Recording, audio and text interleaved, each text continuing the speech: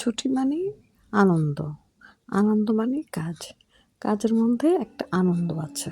কাজ করব, আনন্দ করব, মজা করে খাবো, সবাই মিলে মজা করে খাবো, এটাই তো আনন্দ। কাজ করার আনন্দই আলাদা, সেটা সবাই কিন্তু ভোগ করতে পারে না।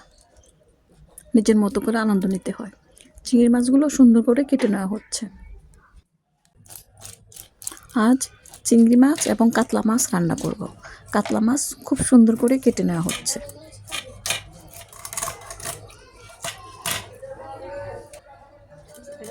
পিসগুলো খুব বড় করব না, খুব ছোট করব না, মোটামুটি মাঝারি সাইজ। কাতলা মাছের মাথা খুব সুন্দর বড়,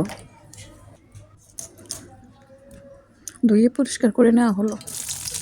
কড়াইতে তেল দেওয়া হলো, পেঁয়াজ দেওয়া হলো, সামান্য লবণ দিয়ে দেই। একটু হালকা লাল হোক, অপেক্ষা করি। পেঁয়াজ লাল বাদামি হয়ে আসছে, কিছুটা পেঁয়াজ তুলে রাখবো পরে দেওয়ার জন্য।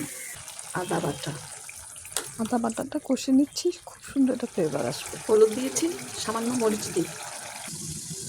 মাছগুলো দিয়ে দিচ্ছি, হালকা নেড়ে দিই আর ঢেকে দিই। কষানো হোক। কষানো হয়ে গেল, এবার আন্দাজ করে পানি দিয়ে দেব। ব্যাস, কাঁচামরিচ দিলাম। এবার তুলে রাখা পেঁয়াজ ভাজাগুলো দিয়ে দিলাম, সামান্য জিরা দিলাম। ব্যাস হয়ে গেল সুন্দর করে বোয়াল মাছ রান্না। চিংড়ি মাছ ভাজি করব। কড়াইতে তেল দিয়ে দিলাম, একটা শুকনো মরিচ আর একটা এলাচ দিয়ে দিলাম, পেঁয়াজ দিয়ে দিই, সামান্য লবণ দিয়ে পেঁয়াজগুলোকে লাল বাদামি করে ভাজি। খুব সুন্দর করে ভাজা হয়ে যাচ্ছে পেঁয়াজগুলো। এবার পেঁয়াজগুলো তুলে নেব। চিংড়ি মাছ ভেজে নেই তেলের মধ্যে, খুব সুন্দর একটা ফ্লেভার আসছে। ভাজা হয়ে গেলে চিংড়ি মাছগুলো তুলে ফেলি। ওই তেলে সামান্য হলুদ এবং মশলা দিয়ে অল্প পানি দিয়ে কষিয়ে নেই। কষানো হয়ে গেলে মাছগুলো দিয়ে দেব।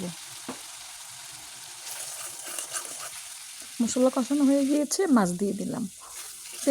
খুব সুন্দর একটা ফ্লেভার আসছে। সামান্য পানি দিয়ে এবার আগে থেকে ভেজে রাখা পেঁয়াজগুলো দিয়ে দিলাম, কাঁচামরিচ দিয়ে ঢেকে দিই। হয়ে গেল আমার চিংড়ি মাছ রান্না। কি সুন্দর, কি ফ্লেভার!